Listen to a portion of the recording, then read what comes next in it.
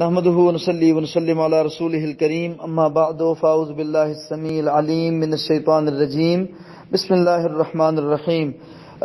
بھائی مکمل حق مہر ادا کرنا ہے، اور کمپنسیشن کس چیز کا؟ ویسے قرآن کریم کی جو آیت ہے اس کا ترجمہ اس سے ملتا جلتا ہے، لیکن اس کا غلط مفہوم نہ کوئی یوز کرے۔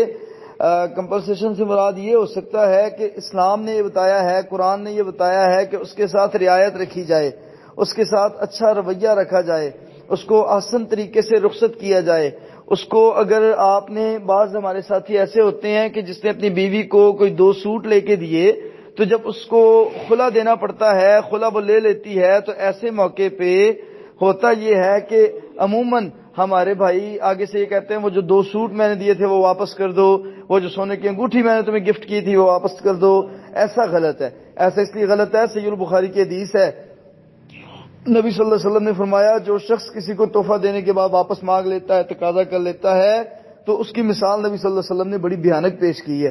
تو لہٰذا غلط ہے یہ بات، وہ چھوڑ دینا چاہیے، یہ سہولت ٹھیک ہے، یہاں تک مناسب ہے۔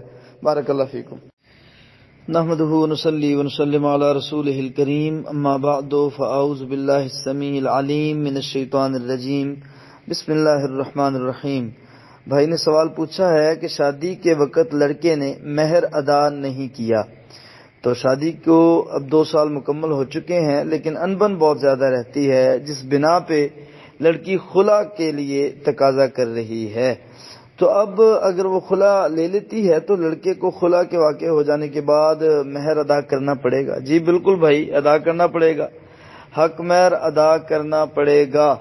اللہ بارک فیکم۔ اور دیگر احکامات جو آپ پوچھ رہے ہیں نا، تو وہ وہی ہیں جو انسان نے جہیز لیا ہوتا ہے نا، یہ تو دین نہیں ہے، یہ رسم ہے، تو وہ جہیز اٹھا کے واپس لے کے جاتے ہیں لڑکی والے، تو وہ بھی جائے گا، ظاہر ہے انہی کا ہے، ہمارا تو نہیں ہے، تو لہٰذا وہ واپس لے کے جائیں گے۔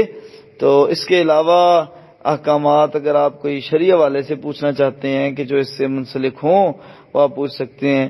خلا والی عورت ایک عرصہ دراز گزرنے کے بعد اگر اس کو سمجھ آ جاتی ہے کہ کہیں اور کی بجائے وہیں پہ شادی کر لوں، تو اس کے احکامات طلاق والے نہیں ہیں، وہ شادی دوبارہ کر سکتی ہے اس شوہر کے ساتھ جس سے پہلے اس نے خلا لیا ہوتا ہے۔ بارک اللہ فیکم۔